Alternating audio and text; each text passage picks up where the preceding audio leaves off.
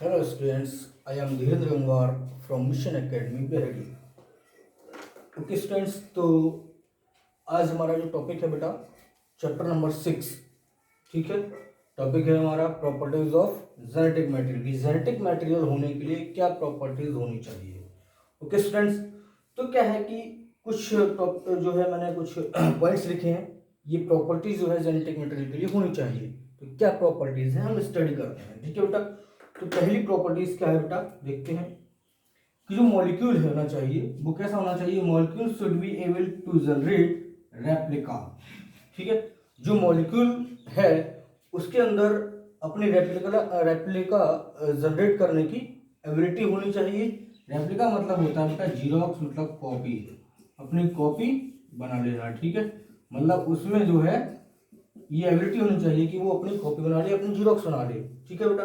दूसरा क्या है, molecule should chemically and structurally be stable. जो मॉलिक्यूल जो है उसकी जो प्रॉपर्टीज जो है मॉलिक्यूल की वो कैसी होनी चाहिए, वो केमिकली और स्ट्रक्चरली बहुत ज़्यादा स्टेबल होना चाहिए। मतलब जो है केमिकली और स्ट्रक्चरली, स्ट्रक्चर मतलब जो इसका स्ट्रक्चर होता है उसके बेस पर ये कैसा होना चाहिए, स्टेबल। स्टेबल मतलब स्थायी, ठीक है। मतलब ये जो है अपना स्थायित्व प्रदान करना, स्थायित्व देना चाहिए, ठीक है। नेक्स्ट है molecule should provide that scope for slow change.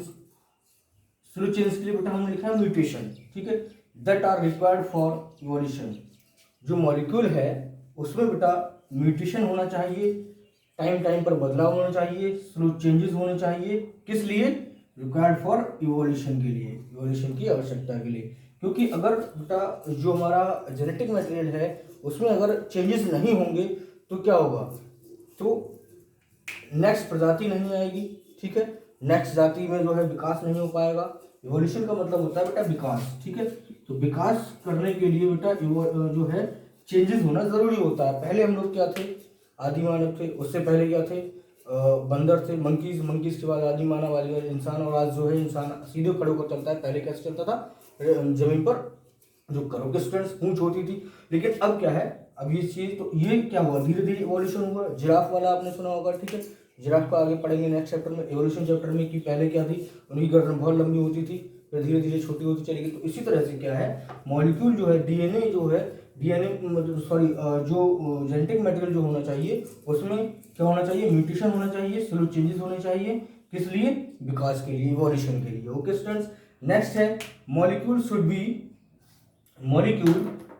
B able to express itself in the form of Mendelian character। मतलब जो मॉलिक्यूल जो है वो कैसा होना चाहिए, वो मॉलिक्यूल जो है वो एक्सप्रेस करे अपने आप को किस फॉर्म में, मेंडेलियन कैरेक्टर की फॉर्म में। जो मॉलिक्यूल है वो मेंडेलियन कैरेक्टर की फॉर्म में अपने आप को एक्सप्रेस करे। तो ये चार प्रॉपर्टीज हैं बेटा जो जेनेटिक मटेरियल के लिए काफी है, ठीक है। तो पहली कौन सी, दोबारा देख लें बेटा, molecule should be able to generate replica. Molecule जो है वो अपने रेप्लिका बनाए, ठीक है, अपने आप की कॉपी बनाए, ठीक है, बनाना चाहिए। दूसरा क्या है, molecule should chemically and structurally be stable. Molecule जो है वो केमिकली और स्ट्रक्चरली कैसा होना चाहिए, स्थायी होना चाहिए, स्टेबल होना चाहिए, ठीक है। Molecule should provide that scope for slow change. Molecule में जो है स्लोली स्लोली चेंजेस होना चाहिए, म्यूटेशन होना चाहिए। किस लिए होना चाहिए, इवोल्यूशन के लिए, ठीक है। Molecule should be able to express itself in the form of Mendelian character. तो मॉलिक्यूल जो है वो कैसा होना चाहिए, वो अपने आप को एक्सप्रेस करना चाहिए किस फॉर्म में, मेंडेलियन कैरेक्टर की फॉर्म में। बेटा ये मैंने थोड़ा चार्ट बनाया है आरएनए डीएनए प्रोटीन का, ठीक है। ये इससे क्या पता चलता है, इससे पता चलता है कि कौन जो है कितना जो है स्थायी है, जो है आरएनए डीएनए में की प्रॉपर्टीज के बारे में, ठीक है। तो पहला पॉइंट हम देखते हैं, molecule should be able to generate replica and replication, replica या फिर रेप्लिकेशन। तो आरएनए डीएनए और प्रोटीन में बेटा देखते हैं कि कौन जो है इसमें जेनेटिक मटेरियल है, ठीक है। तो आरएनए में बेटा अपनी कॉपी बनाने की क्षमता होती है, डीएनए में भी अपनी कॉपी बनाने की क्षमता होती है, क्योंकि डीएनए में भी रेप्लिकेशन होता है, लेकिन प्रोटीन में नहीं होता। तो प्रोटीन यहाँ से निकल गया कि प्रोटीन जो है वो जेनेटिक मटेरियल नहीं है, अभी आरएनए डीएनए बचा है, ठीक है। नेक्स्ट पॉइंट देखते हैं, molecule should chemically and structurally be stable. तो बेटा यहाँ सेकंड पॉइंट पर देखते हैं हम कि आरएनए भी स्टेबल होता है, डीएनए भी स्टेबल होता है, प्रोटीन भी स्टेबल होता है, लेकिन सबसे ज्यादा जो स्टेबल होगा वो कौन होगा, वो होगा डीएनए, क्यों होगा सबसे ज्यादा स्टेबल डीएनए? क्योंकि डीएनए जो है डबल स्ट्रैंडेड है, ठीक है, और आरएनए जो है वो सिंगल स्ट्रैंडेड है, इसलिए जो है डीएनए जो है सबसे ज्यादा स्टेबल होगा आरएनए की अपेक्षा। दूसरा एक पॉइंट और आता है कि डीएनए में जो होता है थाइमीन होता है, और इसमें क्या होता है आरएनए में यूरेसिल। तो बेटा जो थाइमीन होगा वो ज्यादा स्टेबल होता है यूरेसिल से। ओके स्टूडेंट्स, ये भी पॉइंट्स नोट कर लें कि थाइमीन जो होता है वो यूरेसिल से ज्यादा स्टेबल होता है, इसलिए भी जो है डीएनए जो है यहाँ पर जेनेटिक मटेरियल से हुआ, ठीक है, और आरएनए भी जेनेटिक मटेरियल।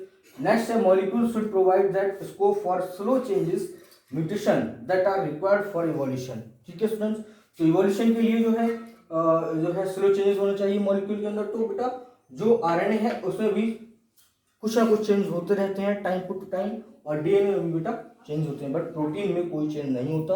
आरएनए जो होता है, आरएनए की प्रोटीन सिंथेसिस होती है, तो आरएनए से प्रोटीन बन जाता है, डीएनए से आरएनए बनता है, ठीक है। तो डीएनए भी चेंज होता है, आरएनए भी चेंज होता है, लेकिन इसमें चेंज है। तो इससे क्या सिद्ध हुआ कि आरएनए और डीएनए क्या है, जेनेटिक मटेरियल है, प्रोटीन जो है जेनेटिक मटेरियल नहीं है। Okay students, okay students, next हम बेटा देखते हैं DNA versus RNA, DNA versus RNA. Okay students,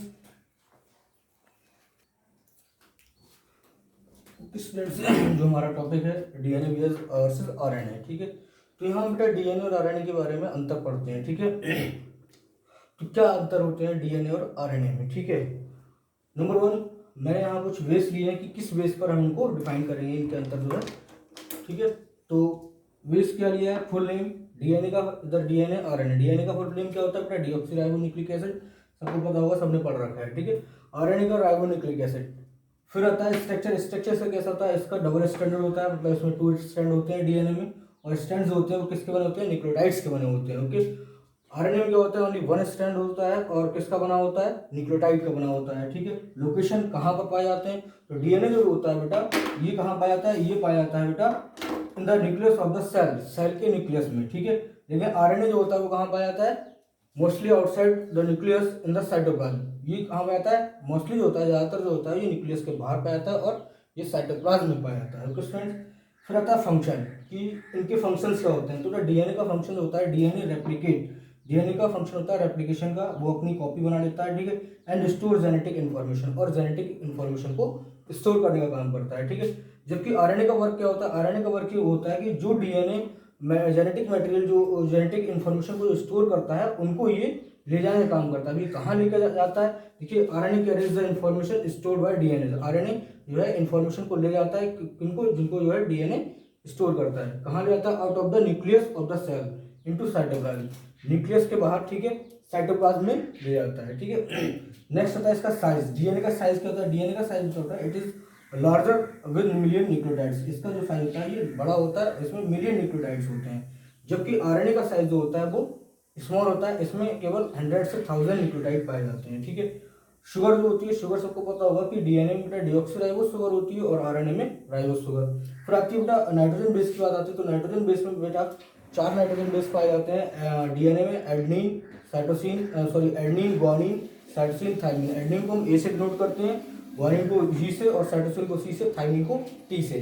next आता है बेटा आरएनए में कौन कौन से नाइट्रोजन बेस पाए जाते हैं। तो आरएनए में बेटा एडेनिन, ग्वानिन, साइटोसिन और थाइमिन की जगह पर बेटा यूरेसिल पाया जाता है, जिसे हम यू से डिनोट करते हैं। ओके स्टूडेंट्स, तो आई होप आपको ये वीडियो अच्छी लगी होगी और आपको ये समझ में आया होगा। एक चीज़ बेटा और देख लेते हैं वीडियो के लास्ट में कि डीएनए रेप्लिकेशन ट्रांसक्रिप्शन वर्ड आएगा कि क्या होता है, ठीक है। तो शॉर्ट में इसको एक बार देख लेते हैं कि डीएनए रेप्लिकेशन ट्रांसक्रिप्शन ट्रांसलेशन क्या है।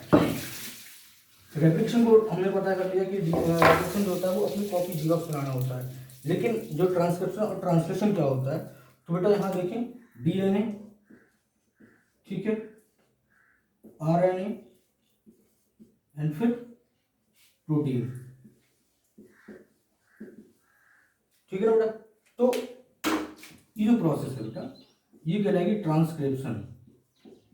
ट्रांसक्रिप्शन मतलब ट्रांसक्रिप्शन में क्या होता है, डीएनए से आरएनए का फॉर्मेशन होता है, जबकि ट्रांसलेशन में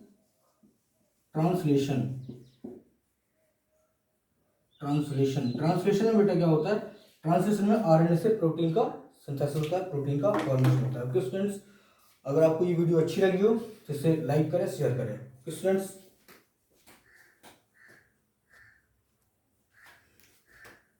स्टूडेंट्स, अगर आपको कुछ भी समझ में ना आए तो आप मेरे व्हाट्सएप नंबर पर मुझे कांटेक्ट कर सकते हैं 9457, मैं यहाँ दोबारा लिख देता हूँ बेटा, 9457920392। Okay students.